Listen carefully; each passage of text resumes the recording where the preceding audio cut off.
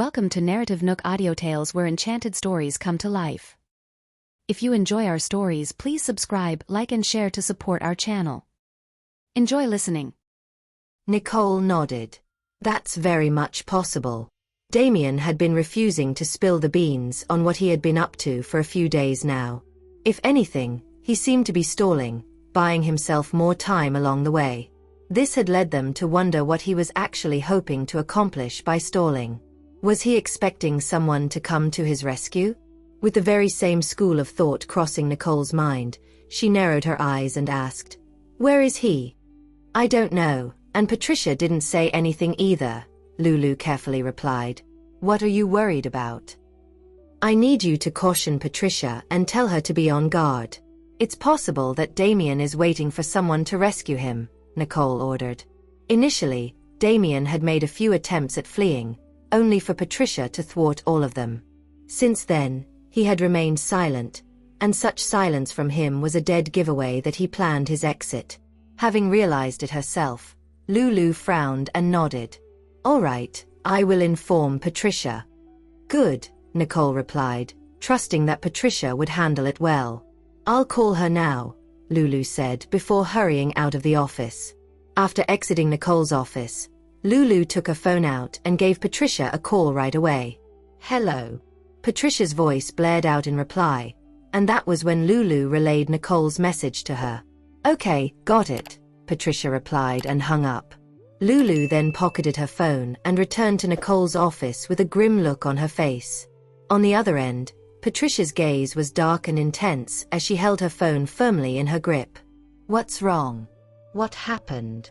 Ella asked in concern, having sensed the sudden change in her mood. Patricia narrowed her eyes, and in a calm voice, she replied, "Nothing. I must return to Riddle Corporation." Just when she was about to leave, she reminded Ella, "Your arm is fine now, so you should go home after you're done with your work."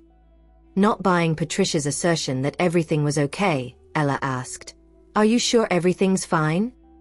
He could not shake the feeling that something had happened, and on top of being something of importance to her, it was something that could potentially put her life at risk. Deciding to be patient with him, Patricia took a deep breath and answered, "Ms. Riddle called me over." She had sensed that Ella was beginning to harbor suspicions of his own, and to divert his attention and put him at ease, she had decided to bring Nicole up. After hearing that Nicole wanted Patricia back, Ella nodded. "All right then. I'm leaving and I won't be coming back from now on," Patricia finished, and marched out of his office, her steps heavy and determined. After all, Ella's injuries were almost done healing, which meant that he did not need to stay in the office anymore.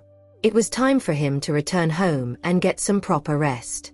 Watching Patricia leave in the manner she did, Ella felt an inexplicable sense of loss, as if a sense of emptiness had crept up to him and created a void in his heart. "She's gone. Just like that. Is she not coming back anymore?" he muttered to himself, grimacing in pain as though someone was wrenching his heart out of his chest. After Patricia had left Bay Corp, she did not head to Riddle Corporation. What she had told him was merely a lie to prevent him from overthinking. She had received Lulu's call, which meant that her task now was to guard against the possibility that someone might attempt to fish Damien out of captivity. Once she had gotten into her car, Patricia wondered, if someone shows up to rescue Damien, who will it be, and where will they take him? Can we use this opportunity to expose the mastermind behind it all? With this thought in mind, Patricia immediately gave Charlie a call and briefed him on the situation at hand. "All right, got it," Charlie replied in understanding. Then, Patricia hung up. Soon after, she arrived at the location where Damien was held, a regular residential house in the suburbs of San Giotto. There, she had assigned someone to watch over Damien, ensuring that his meals were taken care of while preventing him from doing anything stupid. Upon getting down from her car, she entered the house. Damien, who had been quiet all along, bared his teeth at her like a wild animal and bellowed at her. "This is unlawful captivity. Release me now." In turn, Patricia glanced at Damien dismissively and replied, "Didn't anyone tell you that your current behavior is a clear sign of guilt?" "What am I guilty of? Don't test me. If you don't release me, I will make you regret everything you've done to me."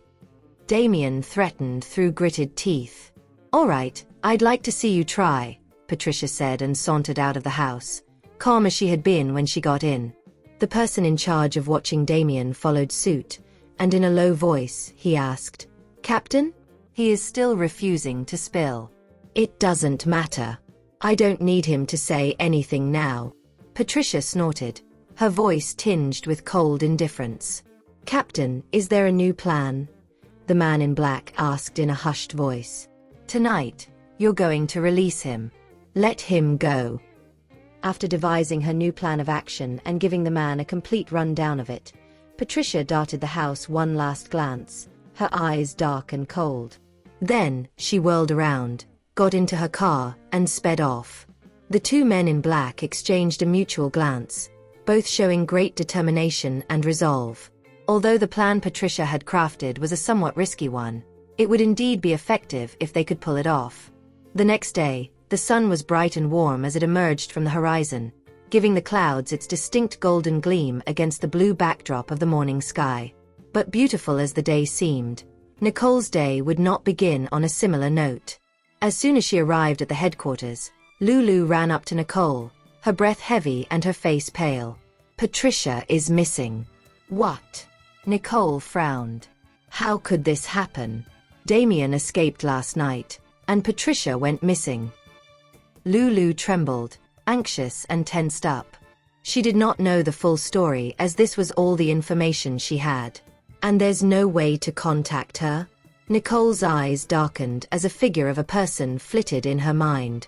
Then, she narrowed her eyes and gave Charlie a call. "Yes, Mrs. Johnston. Although it was all a part of our plan, we're currently unable to contact her. I don't know what happened," Charlie replied, sounding just as worried as the rest of them were. "I see." Nicole hung up and sighed. "So?" Lulu nervously asked. Shaking her head with a grim look on her face, Nicole responded, "He doesn't know either." "Nicole, what happened to Patricia?" Ella rushed over as he asked in a panic. He had shown up as he was unable to contact Patricia this morning.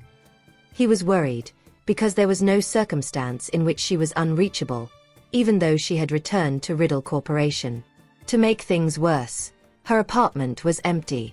After glancing over at Ella, Nicole sighed and said, "Come in and we'll talk about it." Together, the trio of Nicole, Ella, and Lulu entered Nicole's office.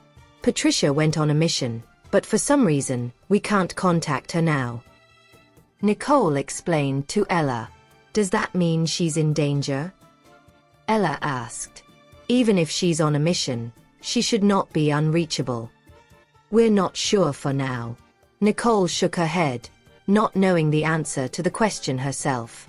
At this moment, she was worried too. Blanching, Ella's eyes widened and he yelled, "That means she must be in danger now." Then, he looked around anxiously, before turning around in an attempt to leave. No, it can't be. I must find her." "Wait a minute." Nicole frowned, stopping Ella in his tracks. "Where do you think you're going? How are you even going to find her?" Ella choked, and all he could mumble were the words, "I don't know where, but I have to find her." "How are you going to find her if you don't even know where you're going? Are you going to wander around aimlessly in hopes that you'll be able to get to her eventually?" Nicole reprimanded. Then, she advised, "Listen, I need you to calm down, Ella. It's not that I don't want to calm down. I simply can't." He plopped himself on a chair and buried his face in his hands, looking as if he was about to burst into tears. "We're worried about her too. But we can't act recklessly at this time," Nicole said in complete seriousness. Nodding, Lulu stepped in and added, "Yeah, you need to calm down, Ella. Let's think of a plan." Lifting his head, Ella could only grit his teeth and agree. Okay. He knew full well that he could not afford to lose his bearings at a time like this. However, he just could not shake the grip of anxiety over him, which was tightening as they spoke. With that, Lulu and Ella anxiously watched as Nicole's figure receded from view. "Hey, stop that. You can't go," Lulu said and grabbed Ella when she saw him trying to follow Nicole out of the building. "Don't worry. I'll just tail her quietly," Ella replied in an attempt to persuade Lulu to let him go. Adamant on not letting him slip from her grasp, Lulu shook her head. "You heard what Nicole said. She explicitly told you that you aren't allowed to follow her, so you won't be." She had to keep Ella there because she knew it was the only thing she could do to help Nicole. She also understood that Nicole did not want Ella to put himself in danger through his reckless behavior, as well-intentioned as he might be. As he did not understand the circumstances surrounding the situation, he might jeopardize Patricia's safety if he exposed himself. After all, stealth and subtlety were not his strong suits. With that in mind, Lulu was determined to do what Nicole had asked of her while she patiently waited for any updates. Ella sighed, helpless and despondent, as he knew that Lulu would never let him leave. "I'm just really worried." "I'm worried too, and that's why we shouldn't act recklessly." Lulu shot back, understanding that the best they could do now was wait. Meanwhile, Nicole went on to contact Charlie after she had stepped out of the headquarters. She then explained her plan to him in clear detail, though he was not without his concerns after she had filled him in on what she was planning to do. "This is too risky," he remarked. "Patricia might be in danger." "We can't just sit idly by," Nicole said, serious and determined. "But it's also possible that Patricia has her own plan. It's just that she can't contact us in the meantime," Charlie advised. "If I know where she is, I might be able to help her," Nicole insisted. With all things considered, Nicole could still rescue Patricia if something unfortunate had occurred while she was on her mission. Realizing that he could not talk her out of it, Charlie asked, "Does Mr. Johnston know about your plan?" After a brief moment of hesitation, Nicole responded, "I will tell him." Defeated, Charlie sighed and nodded. "All right, Mrs. Johnston. Just let me know what you need. Feel free to contact me anytime." "Okay." After hanging up, Nicole sent a message to Jared to inform him of her plans, before pocketing her phone. Then she looked to the front and ordered, "Stop the car." The chauffeur pulled over at the side of the street, and in a low voice, he asked, Mrs. Johnston? Where are you going?" "You don't need to drive me around anymore." "You don't need to follow me either," she said, and hurried out of the car before sprinting into the mall up ahead. By the time Jared arrived, the chauffeur was the only one left in the car, sitting in wait and in a daze. "Where is she?" Jared questioned, his deep baritone sending shivers down the chauffeur's spine. In response, the chauffeur could only point to the mall and answer, "She entered the mall and never came out." Jared turned his gaze to the entrance of the mall and sighed. It was not that Nicole never left the mall. Knowing her, she had probably disguised herself in such a way that the chauffeur could not recognize her even after she had emerged. This was, however, not a bad indicator of what was to come. If the driver, who was rather familiar with Nicole, failed to recognize her, there was a high chance that her adversaries would not, thus mitigating the level of danger she was in. "You should head back now," Jared instructed as he rolled the car window up. "But Mr. Johnston, what should we do now?" Charlie asked in a low voice. Jared narrowed his eyes as he leaned back against his seat. "I asked someone to investigate this in secret. I don't want any unwanted attention on our case." "Got it." Charlie nodded in acknowledgement. As Jared looked out the window, a trace of worry flashed in his eyes. Will she be in danger? After all, her combat skills were not what they used to be, and to make things worse, her adversaries had been there watching her every move. Even a slight mistake could lead to lethal consequences. "Mr. Johnston? Is it possible that Damien's men are so cunning that they were able to get Patricia in a bind?" Charlie asked, concerned and anxious. He had initially kept his concerns from Nicole to avoid making her even more stressed out than she already was. "No," Jared said, his voice deep and calm. "The fact that there isn't any news so far means she's safe." "Okay." Charlie nodded. Even though he had tried to convince himself of that theory too, the stirring feeling of uneasiness still lingered in his heart. Jared then withdrew his gaze. his eyes darkening in cold fury. "Let's head to my office." At this point, all they could do was wait. Ultimately, he hoped that Nicole would be fine. "Sure." Charlie nodded in acknowledgement before starting the car and driving them to the headquarters of Johnston Group. Once they had arrived, and once Charlie had made all of the necessary arrangements, he entered Jared's executive office. "Mr. Johnston, everything has been taken care of," Charlie reported. "Excellent." Jared's eyes slightly darkened, still worried about Nicole. At this moment, he had no way of contacting her directly, and for him to deploy several squads to search for her would only draw unwanted attention. All he could do was task a few of his men to conduct an investigation, hoping that they would bring him some good news as soon as possible. Meanwhile, Nicole had arrived at the residential house, alert and well disguised. Although the place was now deserted, it was the last known location where Patricia had been, and that was the reason as to why Nicole wanted to inspect the area. Here, she hoped to gather some clues on their current whereabouts. She began observing the surroundings, and upon finding nothing unusual, she entered the house. The interior was neither ransacked nor in disarray, indicating that Damien's escape was indeed intentional. There were no signs of a commotion either, suggesting that Patricia, after releasing Damien, had tailed him with members of her team in tow. "Didn't we plan to disseminate some information, set a trap, and capture Damien's rescuer? Why didn't they show up?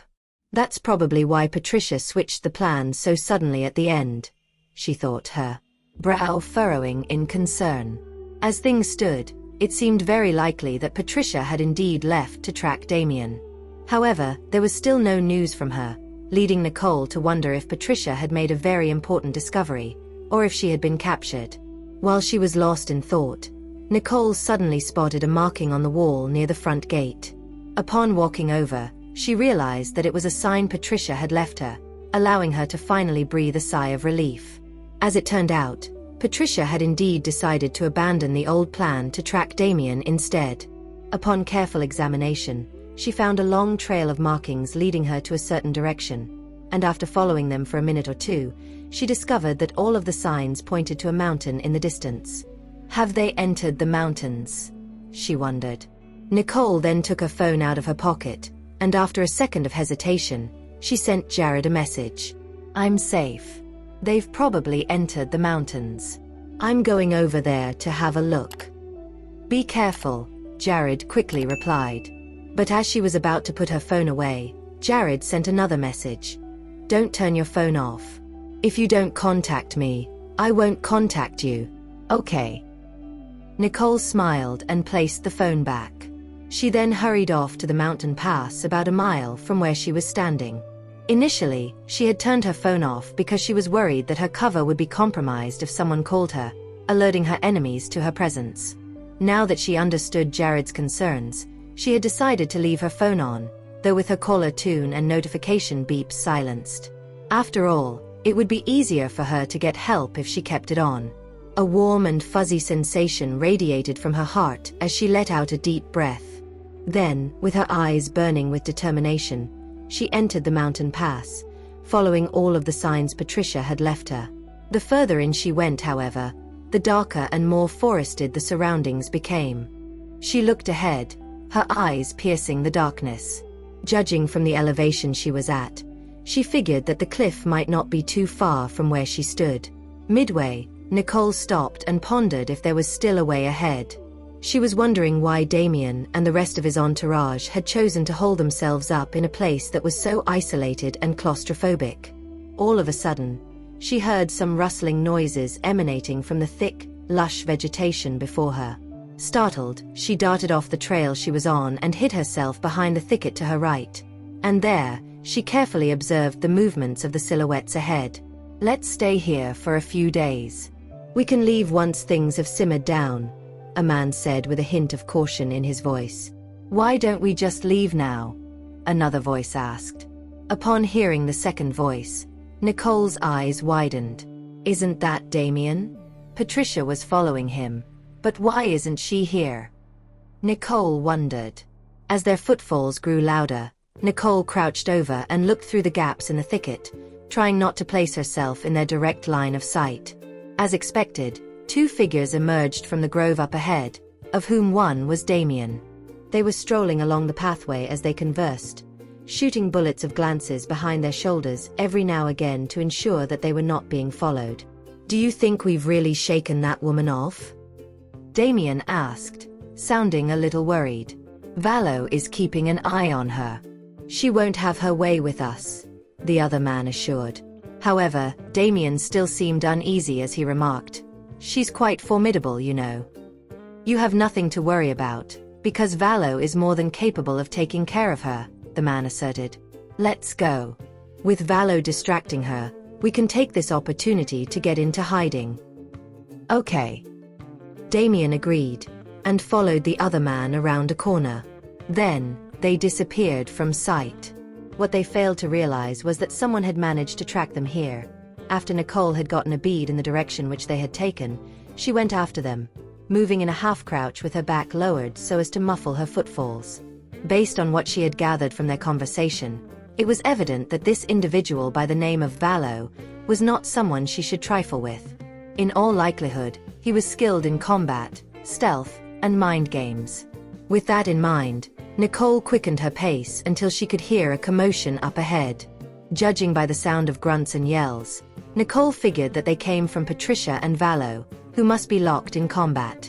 The voices drew closer and louder until they sounded as if they were right next to Nicole, and that was when she caught sight of two figures grappling and wrestling. With her heart pounding, Nicole squinted her eyes and quickly advanced to get a good look of the situation. As it turned out, Patricia was still capable of going toe-to-toe with Valo, though it was challenging for her to gain the upper hand. Just as Nicole was about to step in to help, she caught a glimpse of Valo producing a slender hilt of some sort from the holster at his back. "Shit!" Nicole grabbed a tree branch and hurled it at Valo, knowing she would be unable to get to them in time. "Ah!" The tree branch struck Valo's arm, causing him to yelp in pain, and the baton-like weapon he was holding fell to the ground with a loud clunk. A needle-like appendage with rows of feathers lining it ejected from the tip of the baton, making it clear to Nicole that it was a concealed tranquilizer baton. Valo then stumbled back and clutched his arm in pain. Not expecting someone else to join the fray, he looked around and shouted, "Who's there? Show yourself." Patricia shot a quick glance at Nicole's direction, and though she did not see her, she knew right off the bat that Nicole was there to aid her. Without another second of delay, Patricia quickly attacked Valo. Deprived of his weapon now, he quickly realized that he was now at a disadvantage. But just when he was retreating, he suddenly felt a sharp, stinging pain in his neck. Clutching his neck, Valo looked around, struggling to see and understand what had just happened. Unfortunately for him, his vision began to blur, and once the last wave of stars had obscured his line of sight, blackness engulfed him, and he tumbled to the ground with a grunt. "Ms. Riddle." Patricia joyfully held her arm up upon spotting Nicole. "I knew it was you. I saw the markings you've left behind." Nicole studied Patricia from top to toe, and when she was sure that Patricia was unscathed, a smile crossed her face. "Something unexpected occurred last night. I couldn't contact you, so I changed the plan on my own," Patricia explained. Nicole nodded. "Yeah, we've figured that out. We were all worried about your safety because we couldn't reach you." "I'm okay, but they're all still lying unconscious over there," Patricia said, glaring at Valo, who was still lying on the ground with his limbs splayed like a starfish. They did not anticipate that Valo would attempt to pull a dirty trick on them. If Nicole had not intercepted the last hit, Patricia would have joined the rest of her team members in the pile. "It's all right," Nicole said, relieved after knowing that temporary unconsciousness was all Patricia's team had sustained. But Damien still managed to escape. Patricia spat in annoyance. "They can't get away. When came around the clearing, I encountered them, and that was how I knew you were here," Nicole explained. In fact, that was how she had managed to get to Patricia in time. Upon hearing this, Patricia nodded and replied, "That's good.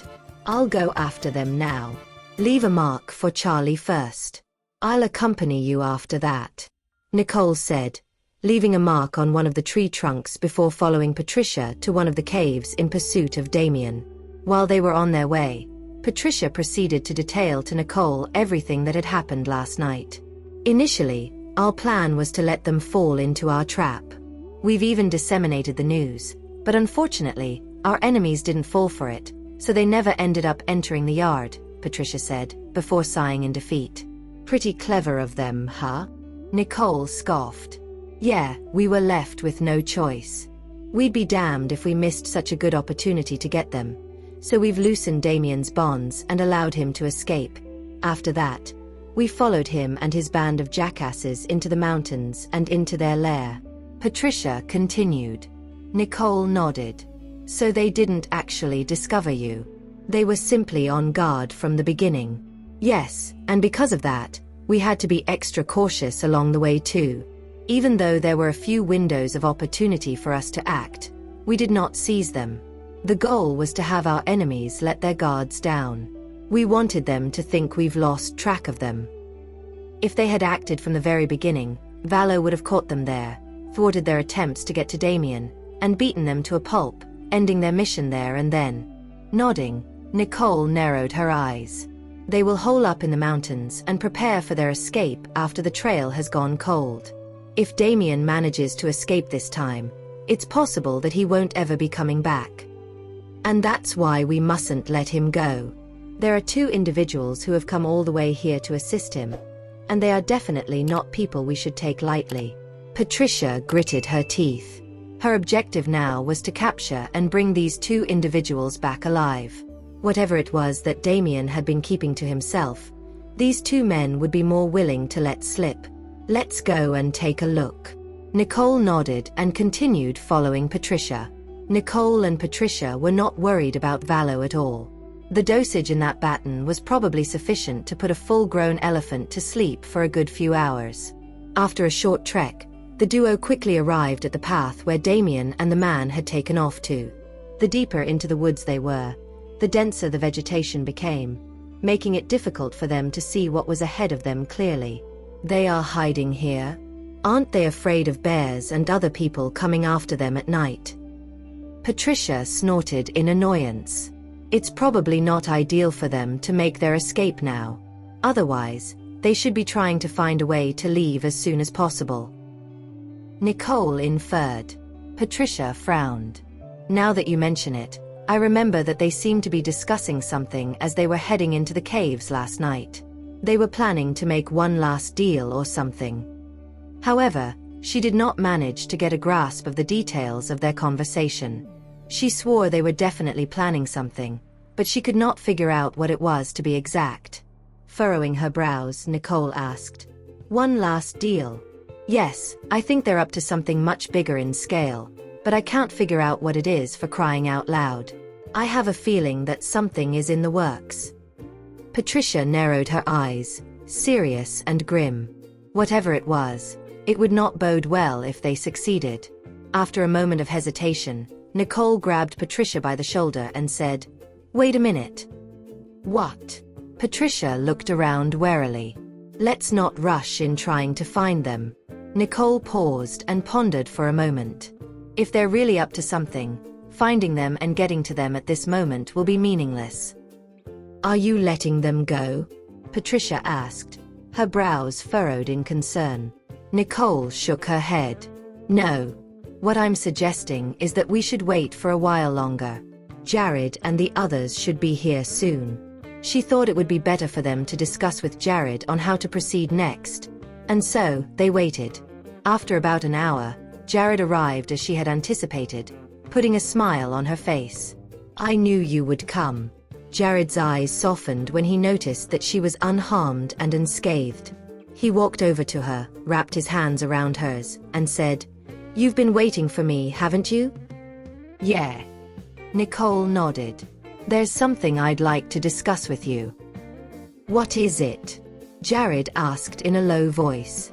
Nicole proceeded to brief Jared on Patricia's findings and then looked at him, saying, "I don't think we should capture those two individuals for now. We should comb through the entire mountain without actually apprehending them. So you're trying to lull them into a false sense of security and capture them once they've left the pass?" Jared raised his hand to tidy her hair, Having guessed what she was up to, knowing that he had called it, Nicole smiled. Yes, let's trick them into thinking it's safe to proceed so that they'll make a move.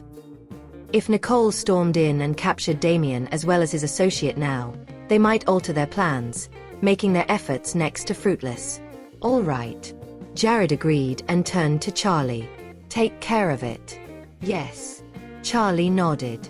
Once that was settled, Patricia stepped in and said, Our people are still lying over there, and we've also captured one of them. Let's take them back together. Charlie glanced over at Patricia, and after he was certain that they were all okay, he led them away. Let's head home, Jared said, before grabbing her hand and leading her away from the mountain. Back in the car now, Nicole leaned her head on Jared's shoulder. Sorry for making you worry. Unable to fault her for what she had done, Jared caressed her hair and replied, Don't go around risking your safety anymore, all right? Nicole sighed, knowing that she should not be running off on her own. I know I'm not as agile as before. I was just trying my luck. I wasn't planning to put myself in danger. She also understood that if something happened to her, everyone would be in a huge mess since she was the prime target of her enemies. Lowering his gaze, Jared stared at her, his eyes brimming with affection. Nicole then smiled and said, Well, I guess I was lucky. Jared shook his head in defeat and gently tapped Nicole on the forehead. Luck won't always be on your side. In a gesture of defiance, Nicole stuck her tongue out at him. This is a special case. Soon after, the car stopped, and Nicole looked outside. That was when she noticed they had arrived at Riddle Corporation. Are you going in with me? Nicole frowned, feeling a little conflicted about whether Jared should show up in public with her or not. There was no secret passage through which Jared could enter here. If someone spotted Jared as he was entering the building, his entire ruse would be exposed for what it was. Unbothered by the possibility of being discovered, Jared pulled Nicole out of the car. It's okay. Max should be wrapping up over there now. Okay. Nicole reversed her grip, her fingers interlocking with Jared's. Since there was little sense in her worrying about Jared being discovered anymore, she could now walk with him in public. Patricia then got out of the car and followed the two into the headquarters of Riddle Corporation. Lulu, as expected, was on the brink of tears when she saw them all returning in one piece. It's good that everyone is back safely. They had been worried sick while Nicole was gone, and every minute in their wait felt like an eternity. When Ella saw Patricia coming in, he leaped to his feet and lumbered toward Patricia before giving her a hug. Can you not do something as risky as this anymore? I was really worried. Patricia froze, completely taken aback by what Ella had just done, but when she eventually came to, she pushed him away and warned him, Just talk if you have something to say. Don't get all touchy with me. However, Ella was undeterred. He proceeded to hold her hand as he scanned her from head to toe. Are you okay? Where were you all night? After a series of rapid-fire questions from Ella, Patricia maintained her glare at him, refusing to answer any of it. Instead, she countered. Why are you here? Weren't you at Bay Corp? I came over because I was worried about you. I noticed you were missing early in the morning, so I came over to ask Nicole. As it turned out, you were gone before we even knew it, Ella explained, his head voice still tinged with fear and concern. A wide-eyed Patricia then turned to Nicole, who nodded and smiled. Indeed, he was the first to notice your absence. Otherwise, we might not have known as soon as we did. It was then that an important realization dawned upon her. So that was why Ms. Riddle arrived earlier than expected. That's right. Moreover, he was genuinely worried about you. If it weren't for me holding him back, he would have rushed over to where you were. He was super antsy even when he was here too. Lulu looked at Patricia with a meaningful smile etched on her face. Just like that, Patricia's glare vanished, replaced by an awkward frown which she attempted to conceal by looking away. Ella, however, remained oblivious as he continued to bombard her with a million questions. Ms. Riddle, if there's nothing else here for me to do, I'll leave now. Patricia excused herself and turned around, feeling that the awkwardness was too much for her to bear. Hey, wait up. Ella immediately chased after her. With her eyes still trained on the two receding figures, Lulu smiled, turned to Nicole and Jared, and announced, "I'm leaving too." After Lulu was gone, Nicole issued a sigh of relief and looked up at Jared with a beaming smile. In turn, he grabbed her hand and said, "Do take a nap for a while if you're feeling tired." "I'm fine." Nicole linked arms with Jared and lowered her voice into a whisper. "I just think the Eastern Falcon is enshrouded in a veil of mystery and secrecy. It's been such a long time, but there's still no substantial evidence to prove that they are back in the scene. We've found no core information about them either." Gently stroking her hair, Jared assured, "Perhaps we'll find the information we've been looking for this time." "Are there any updates?" Nicole asked with her brows raised. "We're waiting for Max's report." Jared, with his hand still wrapped around hers, led her to the sitting area. Nodding in understanding, Nicole sighed in relief. "I hope everything goes smoothly." Max had been away with his team for several days now, and it was about time they got some results. Moreover, Zane had been conducting an investigation of his own for a few weeks, and by now, they should have found some clues. Straining her eyes, Nicole recalled the conversation she had overheard between Damien and his associate. What else are they trying to do, given their capabilities? Meanwhile, the air was nowhere near as calm in Patricia's office. With a stern look on his face, Ella warned, "This is the last time. Don't you dare do something as risky as this ever again." Patricia raised an eyebrow, opting not to give him a direct answer. "This is my business. It's not something you need to concern yourself with. But I will be worried about you," Ella shouted, his voice breaking in helplessness. "If you have nothing important to say, you may leave. I still have work to do." Patricia picked a document up, trying to appear indifferent to Ella. "Why are you doing this?" Ella anxiously stepped forward and snatched Patricia's file away. He then looked at her seriously and declared, "Listen carefully. I won't give up. Ever. Even if your heart is a block of ice, I'll melt it." No matter how much time it took, no matter how much effort was needed, he would never give up. Patricia, seemingly unaffected by his outburst of emotion, glanced over at Ella and said, "You really don't need to do this. Things will never work out between the two of us. Why not? As long as I like you, and you like me, everything is possible."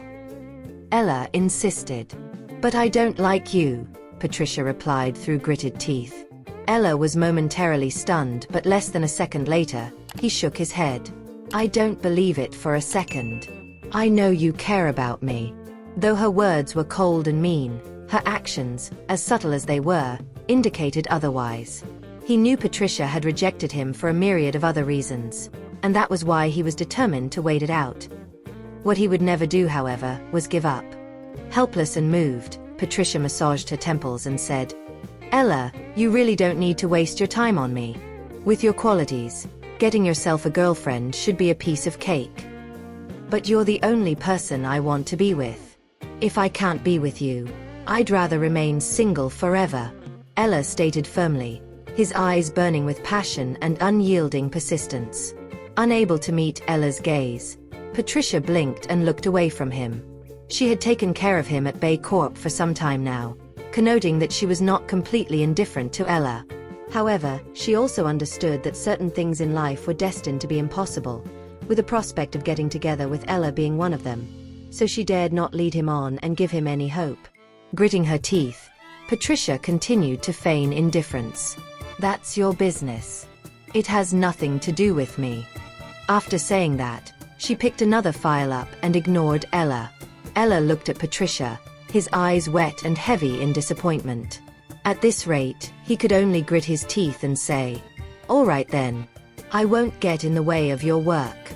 I'll come over to see you again after 6.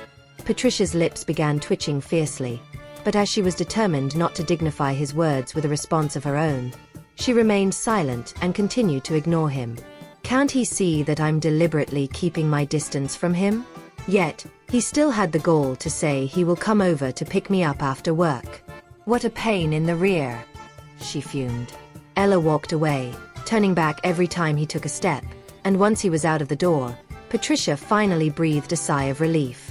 Whatever the case is, at least he is gone for now. Shaking her head, Patricia returned to the tasks at hand. As dusk fell, Nicole and Jared returned to the Riddle residence.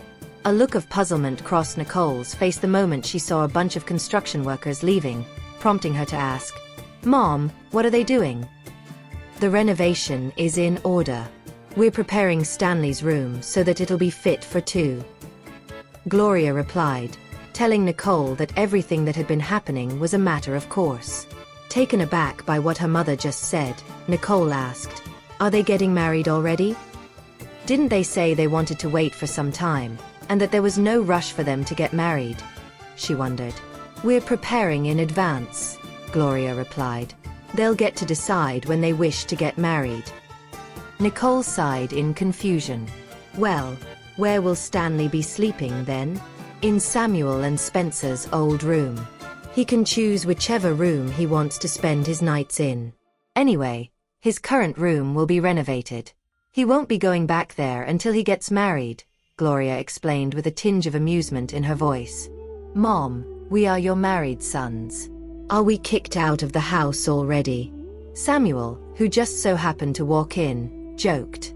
Shaking her head, Gloria glanced over at him and retorted, "You have your own place, don't you? All right, I get it. I mean, you urged us to get married, but once we did, you just refused to give us the same amount of attention. This hasn't escaped my notice. If I had known this, we would have delayed our marriage." Samuel shrugged, pretending to be hurt. "If you had delayed your marriage, I wouldn't have been pressured into getting married either," Stanley, who had just come in, retorted. "Hey now. That's your problem. Don't pin the blame on me," Samuel barked back.